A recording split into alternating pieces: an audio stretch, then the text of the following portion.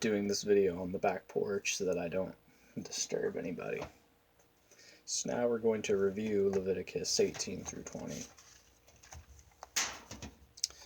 So the way the book of Leviticus is set up, that there's a set of chapters in the toward the end of the book and toward the beginning of the book, and each different set of chapters corresponds to each other in the front and back of the book. So I really hope that's not gonna.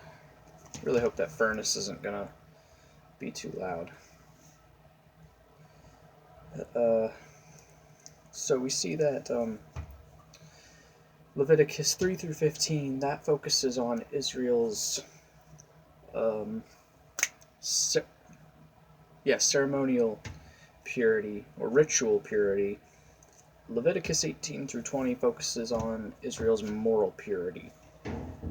The Israelites were called to be set apart from Egypt, where they came from, and from the Canaanites, or the land that they were going to enter in. And here in 18 we get a list of things that God says not to do sexually, to uncover the nakedness of certain family members. That basically means to have sex, or to marry and have sex, different family members.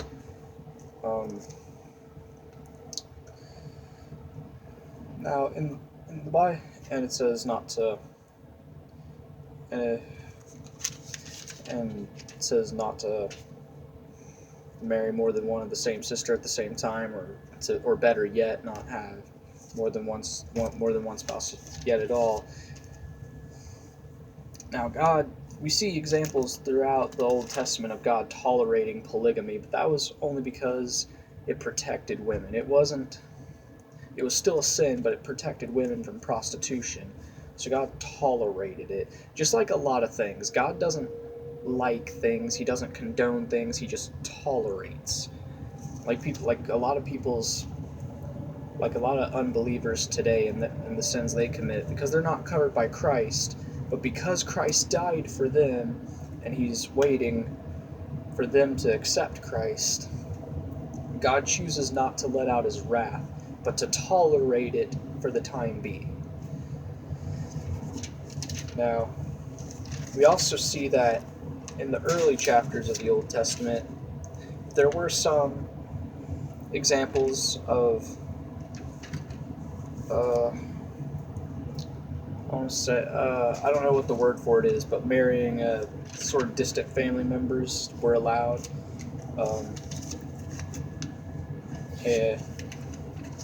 Abraham marrying his half-sister, and Jacob marrying his cousins.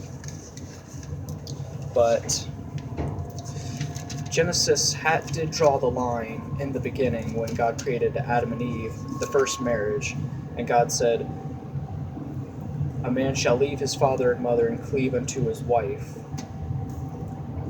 and those two shall become one flesh." A lot of people interpret this as God saying, when you get married, you are to cast your parents out of your life. They're not to be that involved. That kind of legalism. And I think it is fair to say that if you are married, you should probably not be too dependent on your parents. But the Bible's not saying to stop associating with your parents. Like that's not what it's asking for. But the reason for this is the Bible right off the bat is trying to avoid people getting inbred or being born with deformalities because of being inbred, because of shared genetics. Around the fall of Adam and Eve, they still had perfect genetics, and they likely passed those genetics on for several generations, just because their genetics were perfect, but they had sin. But it's around this time that there's so many people and so many different ways to share the genetics that it was just That the perfect genetics of Adam and Eve just weren't there anymore. So God put a lot of these marriage laws and sexual purity laws in place to protect the Israelites. And not only that, but similar to how marriage is a picture of Christ and His church today, how much more was, well, I don't know more, because I'm just tripping all over my words today, but because of marriage being a picture of Christ and His church today, it was at least just as much, if not more, a picture of the way God was and between His people, Israel, back then. And by keeping these laws, they would show how God was, that He was holy, that He was perfect and just. And God wanted them to be holy, perfect, and just as He was, and He still asks that of us today. And more on that in a moment. And in chapter 19, that they're not to turn unto idols, and if they offer peace offerings unto the Lord, they shall offer it at their own will. And the purity laws, thou shalt not, and also gives examples of what kind of deeds they should not do. To wait a certain amount of time, to wait 5 years before eating anything off of a tree or plants that were grown in the new land, and to wait 4 years before sacrificing any of it as a peace offering or grain offering.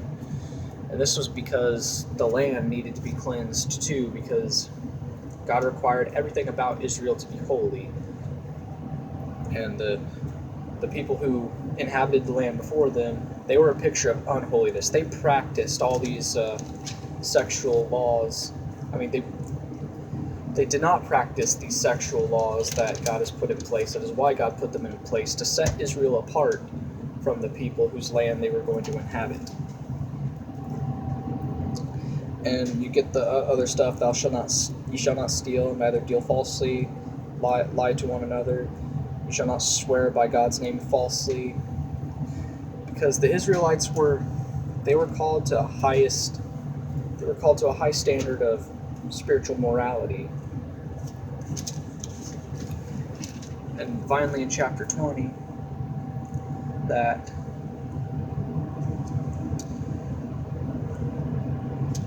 it's another sexual law that you should not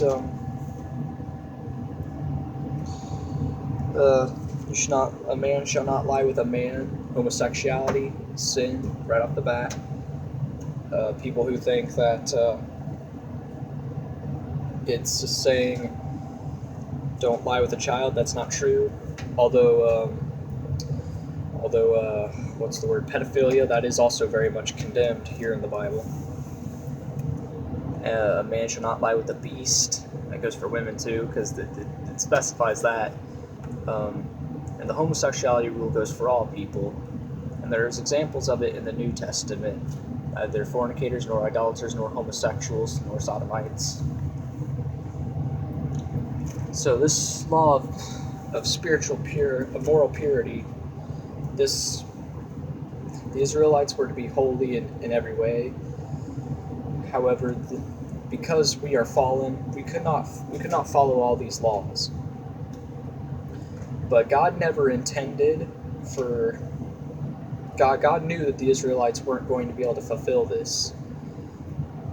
But He wanted to allude to the future sacrifice that Christ would fulfill. Christ lived this perfect life, and Christ died perfectly as a sacrifice, so that we can be reconciled to God, and the obedience to these laws that Christ was credited to our account. And now we can actually, now that we have received Christ, we can